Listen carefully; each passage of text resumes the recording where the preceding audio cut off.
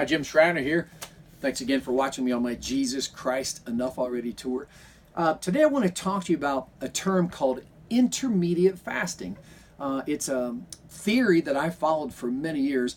I met a gentleman years ago that had written a book, I think it was called The 8-Hour Diet, and he explained in there how if he only ate in an 8-hour window, and what that did is it allowed his digestive system to rest.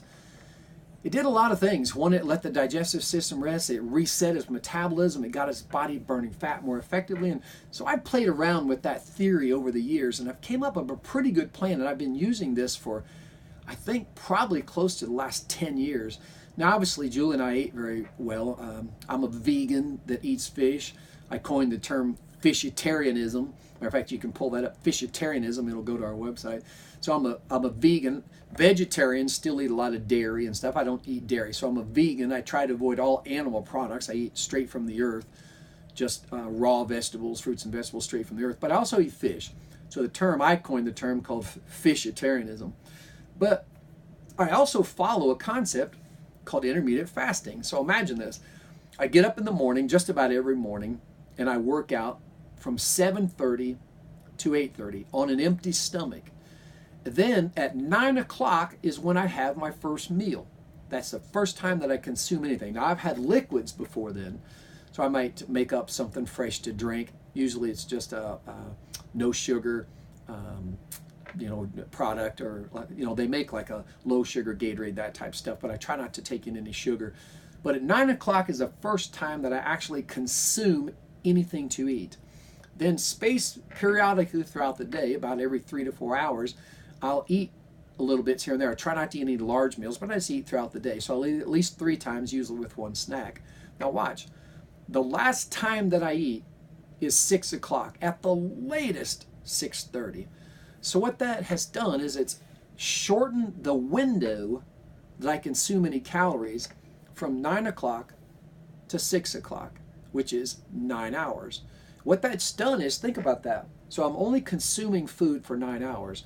The rest of that period, my digestive system is resting. My stomach's empty. I've eliminated all the food.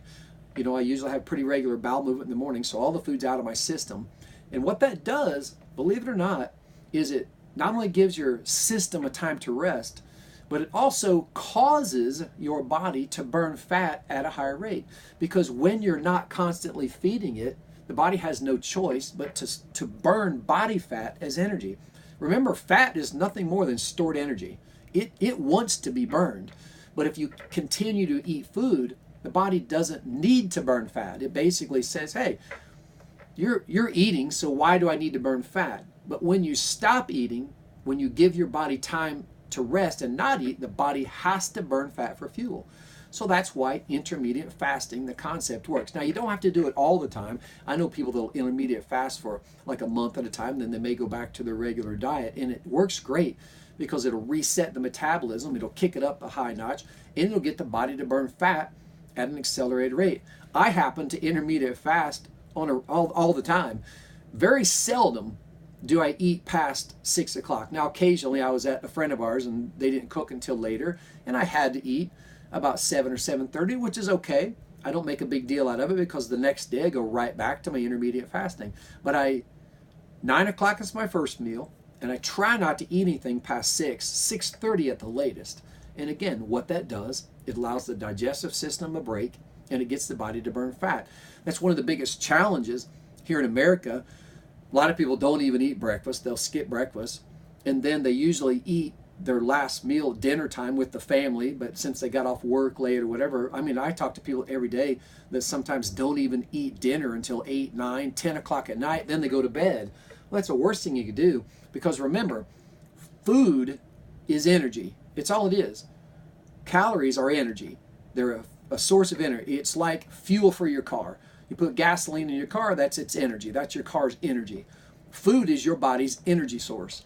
Well, if you consume a bunch of food, the body says, all right, let's go burn it. Well, if you go to bed, the body can't burn it. So the body says, I guess I'll just have to store it. And where do you think it's going to store it? Body fat. Even if you ate healthy, even if that food that you ate at 9 o'clock at night had no fat, no cholesterol. It was a perfect meal. It wouldn't matter because the body says, wait, that's energy. I need to burn it. So unless you're planning to go run a marathon or do something at 10 o'clock at night, do not consume those calories at night because, again, they're nothing more than stored energy. The body has no choice but to store it that way.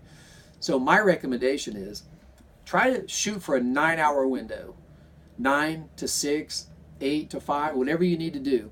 Try to come up with that 9-hour window to consume all of your food and try to avoid any type of food outside that 9-hour window and see what happens. I'm telling you, I have virtually no body fat, 56 years old. I'm in the best shape of my life. I feel fantastic. I don't get tired. I work out in the morning. I have lots of energy. And obviously, you can see I'm like the Energizer Bunny. I just go, go, go.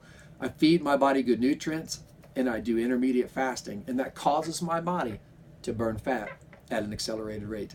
I hope that tip helps you today. It's helped me, and it's helped literally hundreds of thousands of people live disease-free lives and burn fat at an accelerated rate. So keep watching me on YouTube, Twitter, Facebook, Instagram, anywhere you can find Jim Schreiner.